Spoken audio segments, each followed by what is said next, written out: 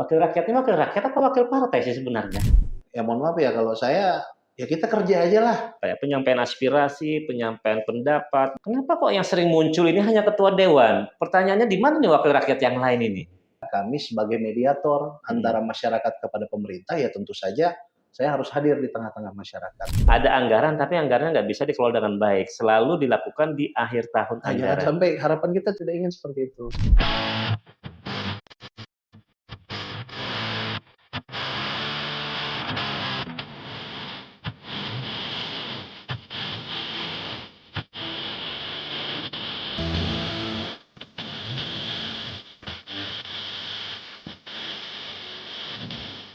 Wakil rakyat seharusnya merakyat. Jangan tidur waktu sidang soal rakyat. 2025 segera akan berlalu. Seperti apa kinerja Wakil Rakyat Kota Banjarbaru? Saya mengajak berbincang Ketua DPRD Kota Banjarbaru, Pak Gusti Rizky. Siap, Gimana Bang? kabarnya?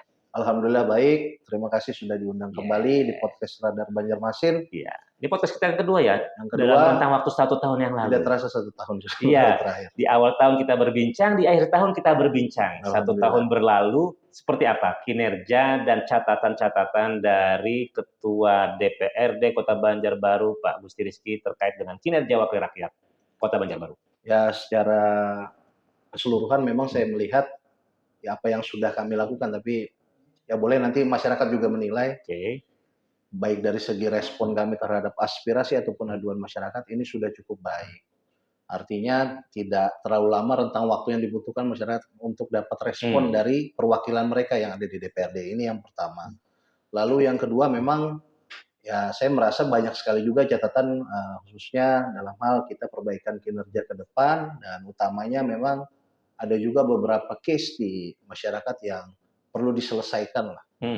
Dan ini juga memakan waktu yang cukup lama. Tapi mudah-mudahan solusi itu bisa kita segera dapatkan, dan tentu saja kembali lagi harapannya hak-hak masyarakat ini bisa terpenuhi dan juga hak mereka bisa dilindungi. Itu sih yang jadi catatan kami. Saya tadi di awal kan menyanyikan lagu Wakil Rakyat, lagu ikoniknya dari Iwan Fals.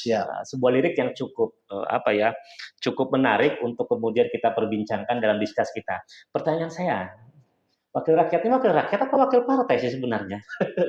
Ya kalau bicara konteks pemilu, pastinya kita ini harus melalui partai politik, Bang. Ya, memang mekanisme demokrasi kita seperti itu, betul. Tapi kembali lagi bicara partai politik, kalau bukan figur yang diletakkan itu, ya mohon maaf, kalau kurang kompeten pun juga mungkin masyarakat tidak akan memilih. Dan masyarakat sudah cukup cerdas ya untuk bisa memilih. Alhamdulillah masyarakat sudah cukup cerdas untuk bisa memilih siapa yang layak untuk menjadi perwakilan mereka di parlemen ataupun di DPRD Kota Banjarbaru. Dan saya rasa masyarakat membutuhkan memang sosok yang perlu secara langsung bisa menyampaikan aspirasi mereka kepada pemerintah. Kira-kira seperti itu.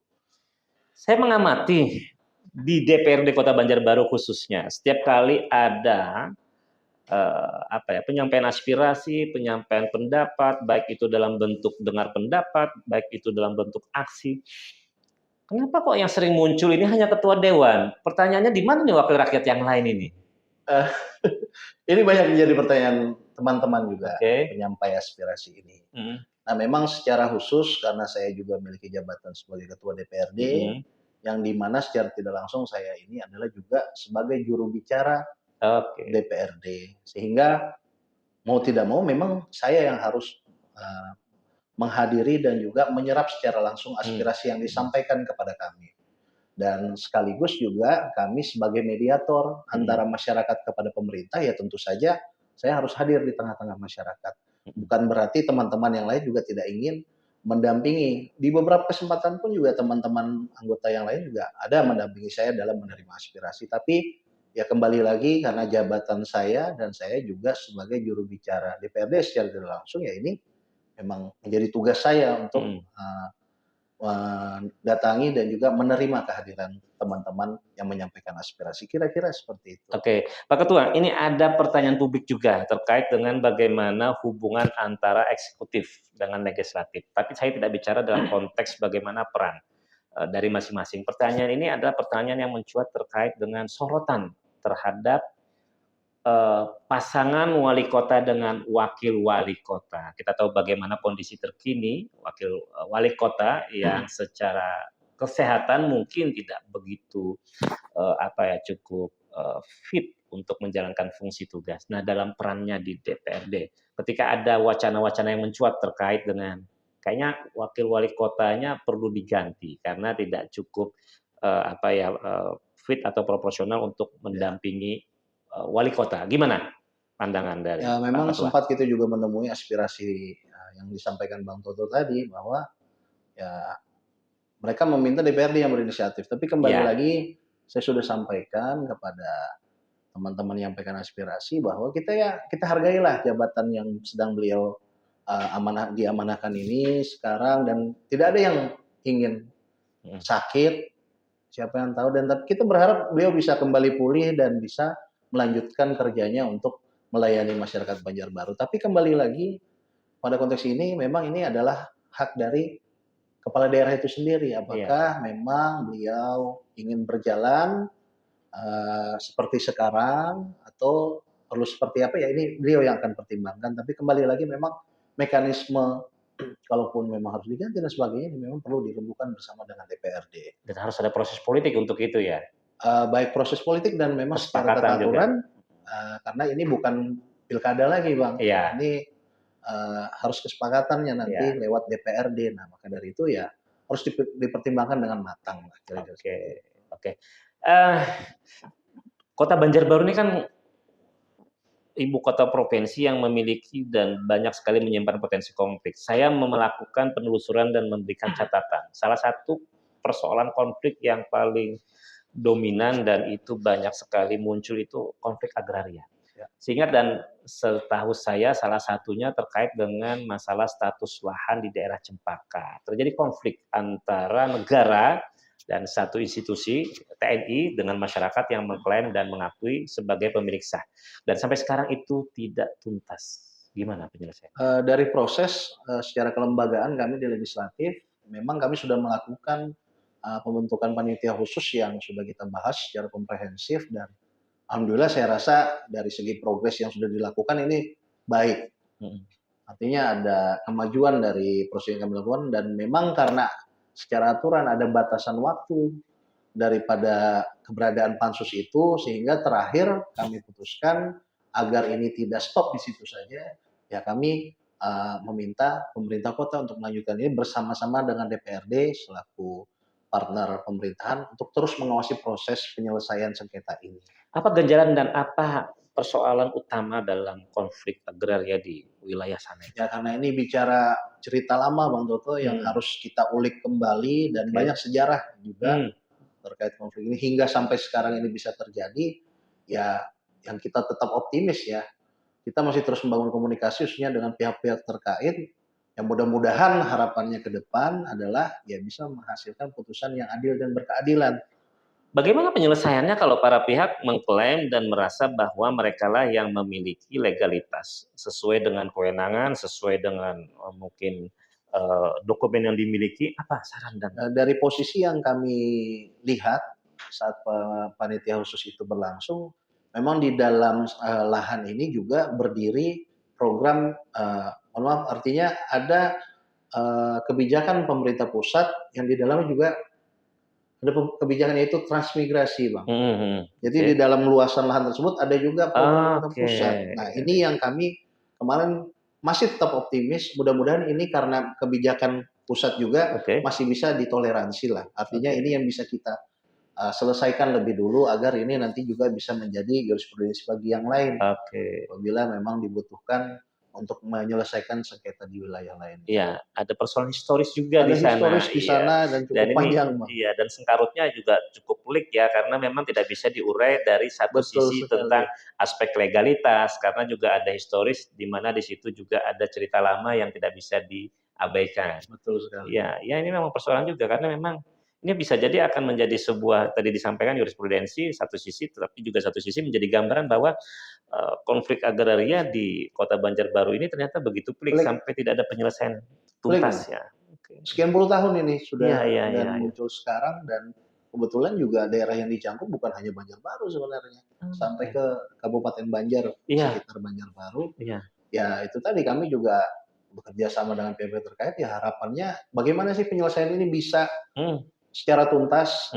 Kalaupun memang ini kewenangan pemerintah pusat, ya kita harapkan juga pemerintah pusat memberi atensi untuk menyelesaikan ini. Oke. Kota Banjarbaru ini kan terus berkembang ya. Siap. Bahkan banyak sekali rencana pembangunan yang akan digarap di Kota Banjarbaru. Dan ini menjadi salah satu proyek mercusuar dari Pemprov Kalsel. Salah satunya adalah pembangunan stadion internasional. Tetapi kemudian muncul polemik.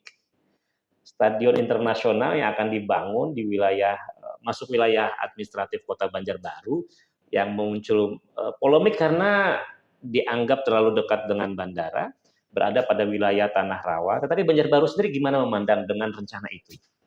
Ya karena ini bagian kita kalau bicara tata ruang, artinya Banjarbaru pun tidak lepas dari program-program yang dicanangkan oleh pemerintah provinsi. Iya. Artinya kalau memang akhirnya juga dibangun di Banjarbaru, saya rasa ya tidak ada salahnya karena kita melihat dampak positifnya lah. Tapi kembali lagi kalau wilayah zona di sekitar bandara, saya rasa mungkin ya harus dipertimbangkan kembali karena kan nggak mungkin Bang, bangunannya tinggi gitu. Karena ini daerah zona yang harus netral, steril dari bangunan seperti itu. Tapi harapannya kembali lagi ada manfaat lah buat Banjarbarunya karena memang sampai sekarang Banjarbaru kan belum punya stadion juga.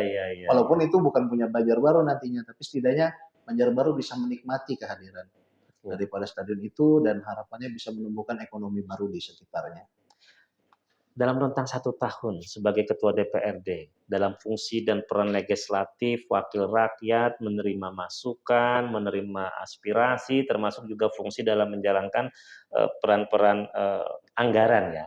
Apa kira-kira yang dirasakan oleh Pak Ketua? Tantangannya, kemudian dinamikanya seperti apa?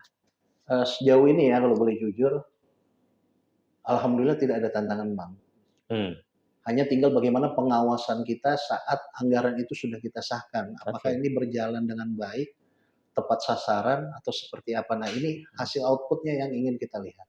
Tapi dalam kondisi sekarang dengan ya banyak efisiensi yang terjadi di berbagai daerah, ya ini yang sebenarnya juga cukup membuat kami ya pikir 2 kali lah dalam hal menentukan kebijakan apa yang pas bersama-sama dengan pemerintah kota. Dan alhamdulillah untuk pengesahan APBD murni sudah kita lakukan, tentu dalam hal pelayanan ya kita harus tetap optimal dan sebagainya yang langsung menyentuh masyarakat. Tapi ya mungkin itu tadi dampaknya ke depan ya pembangunan baik di infrastruktur dan sarpras agak sedikit melambat. Kira-kira seperti itu salah satu dampak yang akan terjadi. Ini kan satu sisi tantangan ya, karena memang ini dialami hampir semua wilayah dan semua kabupaten kota dan provinsi karena dana transfer pusat ke daerah itu mengalami pemotongan yang cukup signifikan. Bagaimana Banjarbaru tantangannya? Tadi dikatakan infrastruktur melambat. Kalau begitu sebenarnya apa yang akan menjadi prioritas di 2026 dengan keterbatasan anggaran ini? Ya kembali lagi kalau bicara hal-hal rutin mungkin yang biasa dilakukan apakah itu dari segi pemeliharaan yang memang biasanya tidak memakan budget besar, ini pastinya akan tetap berjalan, tapi kita lebih fokuskan pada program-program kemasyarakatan yang secara langsung impact-nya ini adalah bisa menumbuhkan ekonomi masyarakat. Artinya ke depan sesuai juga dengan visi misi yang dimiliki oleh wali kota kita, arahnya ya lebih kepada peningkatan di SDM-nya. Kayak gimana meningkatin SDM-nya itu? Seperti apa? Beberapa program yang dicanangkan memang saya lihat cukup baik, khususnya pada sektor peningkatan SDM yang ada di Dinas Tenaga Kerja, banyak dilakukan pelatihan-pelatihan untuk meningkatkan soft skill masyarakat kita dan juga bagaimana mereka merangkul teman-teman khususnya UMKM ini agar bisa lebih tumbuh dan berkembang. Karena kan kita tahu teman-teman kita UMKM juga perlu perhatian lebih.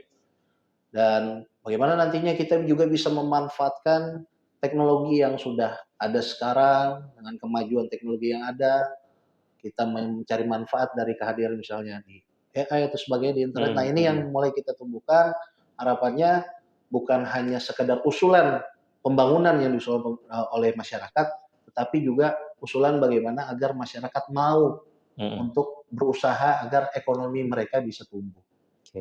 Pak Ketua, dengan tantangan tadi, satu sisi Kota Banjarbaru menjadi kota yang berkembang dan bertumbuh, dan kota yang menjadi tempat representasi Provinsi Kalimantan Selatan karena menjadi ibu kota provinsi, tapi satu sisi juga dengan wilayah topografinya, kemudian dengan kondisi keuangannya, dan juga ditambah tuntutan-tuntutan lainnya.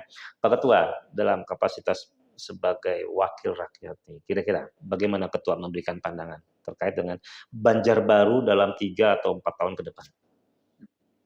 Ya kembali lagi kalau kita ini hidup bernegara, artinya kebijakan pemerintah pusat yang diturunkan di daerah ini adalah hak mutlak bagi kita. Tapi kita pun juga sebagai daerah yang bisa mengatur wilayah, ya artinya kita menyesuaikan diri bagaimana kembali konsep tetap harus berjalan sesuai dengan apa yang menjadi rencana jangka menengah daerah kita, Bang. Sekaligus juga rencana jangka panjang yang sudah ditetapkan bersama. Artinya menuju ke sana tentu banyak jalan yang harus kita lalui. Bagaimana ke depan kita bisa menuju ke sana, ya pastinya tadi karena visi misi tiap kepala daerah yang berbeda-beda. Nah, mungkin saat ini adalah saatnya di mana sosial dan juga peningkatan SDM itu menjadi hal yang utama, maka mungkin nanti kita lebih fokus di sektor itu sambil nanti ya sarana dan prasarana lainnya yang menunjang kita kembangkan. Kira-kira seperti itu di samping ya sedang minimnya budget daerah ini. Tapi kita terus berupaya untuk berkomunikasi lah dengan pemerintah pusat, mudah-mudahan mereka bisa mengabulkan apa yang menjadi usulan pemerintah Kota Banjarbaru. Saya sangat tertarik dengan Anda sebagai seorang politisi muda, figur muda, dengan representasi sebagai seorang pemimpin. Dan dengan background Partai Golkar, ternyata banyak juga kolega Anda, ya ketua DPRD seperti Kota Banjarmasin juga representasi dari elit politisi muda. Saya menggali pemikiran dan pemahaman Anda sebagai seorang politisi muda. Bagaimana dengan Kalimantan Selatan? Kalau Banjarmasin kan itu sudah menjadi, boleh dibilang menjadi bagian dari Anda, tapi Kalimantan Selatan kalau kita bicara, karena kan Banjarbaru menjadi representasi, jadi ibu kota provinsi, tapi kalau kita bicara Kalimantan Selatan, apa persoalan-persoalan yang menurut Anda itu harus menjadi atensi? Ya yang pasti pembangunan secara menyeluruh kepada sektor infrastruktur yang saya rasa akses, Bang. Kembali lagi akses kita di masyarakat ya, entah itu apakah di Marabahan sampai ke Kota Baru dan sebagainya. Ini dulu yang saya rasa harus bisa keterbukaan seluruh akses infrastruktur, terutama yang transportasi gitu. Betul sekali, agar masyarakat juga bisa lebih mudah berinteraksi. Karena kan tidak semua daerah kita yang terjangkau komunikasi dengan baik, apakah itu mungkin tidak bersinyal dan sebagainya. Nah, akses dulu yang mungkin saya rasa harus diutamakan. Lalu kembali lagi, pendidikan juga penting, karena kita tidak ingin, kita tahu sejarah Kalimantan Selatan ini dulu luas, demikian luasnya, dan sekarang tetangga kita Kalimantan Tengah sudah semakin maju. Ya, jangan sampai kita yang awalnya ini sudah besar malah ketinggalan gitu dengan saudara kita. Artinya kembali lagi kita tantangan ke depan ini adalah ke masyarakat SDM-nya yang memang harus lebih ditingkatkan selain infrastruktur, dan juga bagaimana kita bisa menjamin masyarakat kita secara menyeluruh ini ya hidupnya bisa lebih layak dan sehat. Artinya lebih ke sosial juga itu perlu, tapi ya seperti yang kita lihat bukan hanya daerah kabupaten kota saja, provinsi pun juga kena efisiensi. Ya kembali lagi prioritas akhirnya harus berganti, tapi saya rasa Pak Gubernur juga sangat aware sekali dengan perhatian beliau kepada masyarakat bahwa akses memang harus dibuka secara luas agar interaksi bisa terjalin sehingga ekonominya bisa berjalan. Ya, kalau kita punya barang jalannya rusak nggak bisa dikirim, susah juga. Gitu. Tapi ya pendidikan juga perlu supaya masyarakat paham, gitu, paham dan lebih terdidik dalam menyikapi zaman yang sudah semakin maju ini. Jangan sampai kita jadi daerah yang tertinggal. Seperti itu. Oke, Pak Ketua, masyarakat itu kan sekarang banyak diperlihatkan dengan tingkah pola dan komunikasi publik para elit, baik itu elit parpol, pejabat, bahkan wakil rakyat, yang seringkali melemparkan statement-statement yang terkadang itu tidak hanya melukai, selain empati, melukai, tapi juga bahkan menyakiti tanpa dia sadari. Anda sebagai seorang politisi, terutama dengan background sebagai politisi Golkar, Gimana Anda melihat dan memandang? Nah, saya rasa kita sebagai pejabat publik memang harus punya kepekaan lah dengan perasaan masyarakat dan empati, karena apapun yang menjadi statement kita ini pasti akan membawa opini kepada publik. Nah, ini yang memang harus diperhatikan betul-betul, dan saya juga mengajak untuk teman-teman pejabat yang lain agar kita lebih paham dalam situasi dalam menyampaikan pendapat kita, karena kembali lagi apa yang kita statementkan di masyarakat ini yang menjadi konsumsi mereka. Karena tugas kita sebagai perwakilan rakyat ini tentu utamanya adalah untuk rakyatnya, bukan kepentingan kita secara pribadi. Ini kalau sesuai sumpah janji kita, Bang, ya. Ya artinya lebih empati dan peka lah terhadap perasaan masyarakat dan juga situasi yang memang sedang dihadapi seperti apa. Karena dari statement kita ini yang nanti jangan sampai publik opininya bermacam-macam, sehingga ya kembali lagi akhirnya biar empati terjadi kepada legislatif atau lembaga lain. Oke, saya sebut saja. Ada Pak Zulkifli Hasan, ada Pak Bahlil, ada Pak AHY, dan para pimpinan-pimpinan parpol yang sekarang duduk dalam posisi pemerintahan. Dan seringkali menjadi sorotan oleh masyarakat. Tidak hanya dengan apa yang mereka sampaikan, tetapi juga sepak terjangnya. Gimana Anda sebagai politisi? Merasakan nggak, apa ya, feel-nya masyarakat, bahwa masyarakat itu sekarang udah muak gitu, dengan olah-olah pejabat gitu? Ya merasakan, Bang, karena kita Merasakan juga juga sebagai seorang politisi kita ya? update juga di media sosial, kita juga melihat Iya. komentar-komentar para masyarakat lain berpartisipasi dalam berkomentar. Ya memang harusnya hal-hal yang wajar dilakukan ini tidak perlu juga lah terlalu di-exposure agar mendapat perhatian, karena ya masyarakat sudah tahu siapa yang kerja, siapa yang akan punya jasanya. Jadi ya mohon maaf ya kalau saya, ya kita kerja aja lah. Menurut Anda perlu nggak dan penting nggak sih pencitraan yang sekarang itu diyakini oleh pejabat itu bahwa itu akan bisa meningkatkan popularitas mereka, elektabilitas mereka? Ya, mungkin karena beliau juga punya background yang berbeda-beda ya, punya partai masing-masing. Ya mungkin dirasa perlu, dan mungkin ada tujuan lain setelah ini atau seperti apa, karena politik kan tidak ada yang tahu. Ya. Petanya sangat dinamis. Tapi kembali lagi kalau bagi kami, kita di daerah ini, ya inginnya ya silakan saja kerja. Nanti kalau sudah selesai baru tunjukkan hasilnya. Kira-kira sampai nih, publik menilainya ya. Ya, oke. Kira-kira sebagai seorang politisi dan katakanlah anggap Anda menjadi seorang masyarakat biasa, kira-kira publik dan masyarakat itu berharap apa sih kepada tidak hanya pejabat tetapi juga wakil rakyatnya, para elit-elit parpolnya juga gitu, terhadap negara yang direpresentasikan oleh mereka-mereka itu. Gimana rakyat itu menurut pandangan Anda kira-kira? Ya memang kita inginnya, Bang, kembali lagi kita ingat pengalaman September lalu, bagaimana hampir seluruh Indonesia ini chaos. Karena beberapa statement yang dikeluarkan oleh perwakilan-perwakilan kita yang ada di pusat sana, yang kembali itu berdampak besar di daerah. Dan semua orang bahkan menganggap yang di pusat dan di daerah ini jadinya sama. Gitu. Nah, kita menginginkan sebenarnya karena mereka juga memiliki kapasitas yang ya sudah diatur sesuai dengan undang-undang, artinya ya sewajarnya saja lah, kembali lagi statement itu yang memang harus bisa difilter dan lebih peka lah lebih peka kepada perasaan masyarakat saat itu, kira-kira di mana mereka harus menempatkan statement dan juga kebijakan-kebijakan yang diambil ke depannya. Karena masyarakat ini sekarang sangat kritis dan informasi bisa dapat dari mana saja. Artinya mereka secara tidak langsung tiap hari pun bisa update informasi walaupun tanpa mereka cari. Nah, ini kan berseliweran saja seperti iklan di mana-mana. Artinya masyarakat selalu menilai itu dan juga harapannya bisa menghasilkan kebijakan yang memang dibutuhkan oleh masyarakat.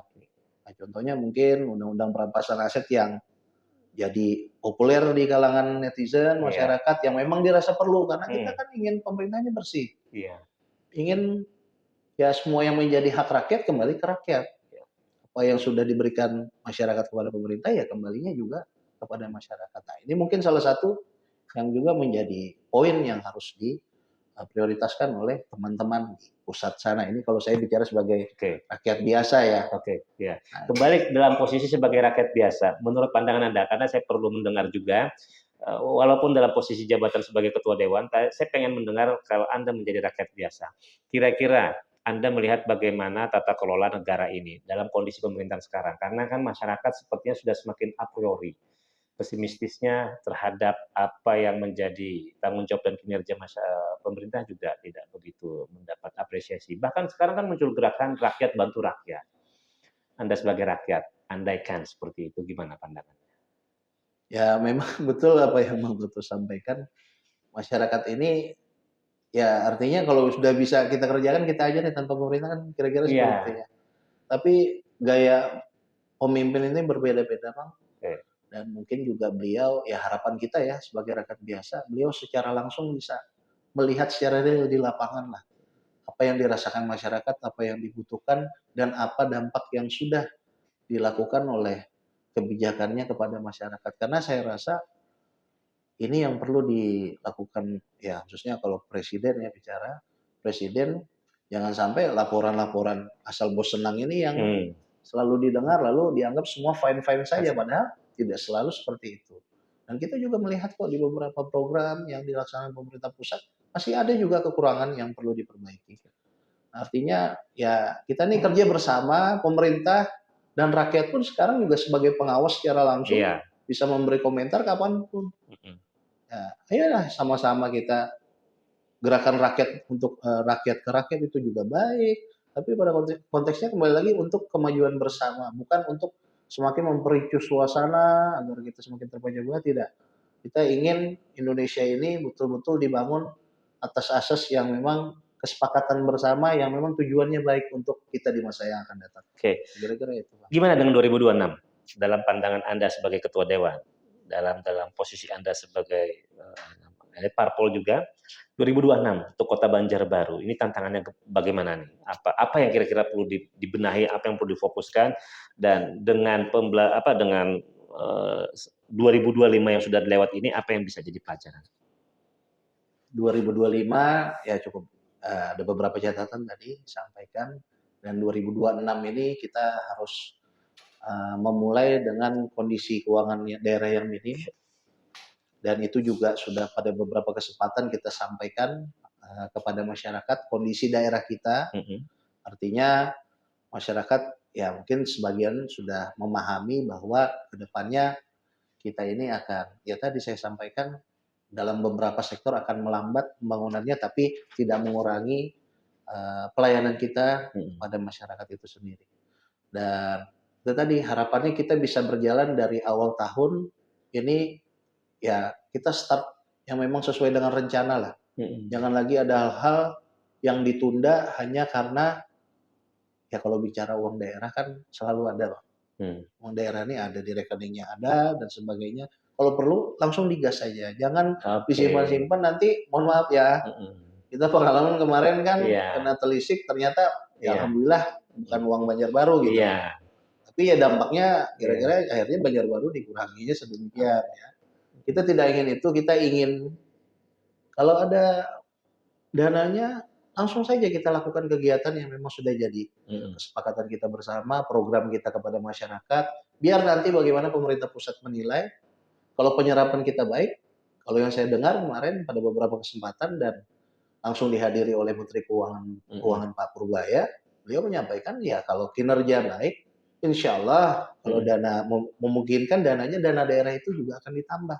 Artinya kita harus berjuang nih bagaimana penyerapan di awal tahun sampai di kuartal 2 ini bisa baik dan masyarakat bisa merasakan itu. Iya, persoalannya di situ.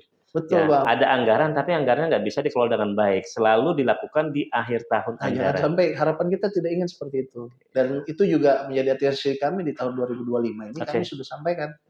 Kami tidak ingin lagi lah ada penumpukan pekerjaan yang seharusnya bisa dilakukan lebih dini, tapi akhirnya akhir tahun. Sehingga masyarakat menilai, oh ini sibuk kerja di akhirnya sementara orang, ya mohon maaf, orang sudah tutup buku nih ngapain lagi mau kerja. Nah dan ini kita tidak ingin seperti itu. Dan itu menjadi tantangan di 2026 tantangan kita Bang. Artinya pengawasan kami pada pemerintah, kepada dinas-dinas terkait, SKPD yang ada sebagai partner kami, ya ini harus lebih kencang lagi lah bahasanya. Iya, gaspol ya. Tapi tentu dalam koridor juga sesuai dengan aturan. Dan itu menjadi komitmen di 2026 untuk melakukan pengawasan. Itu yang insya Allah akan kami lakukan.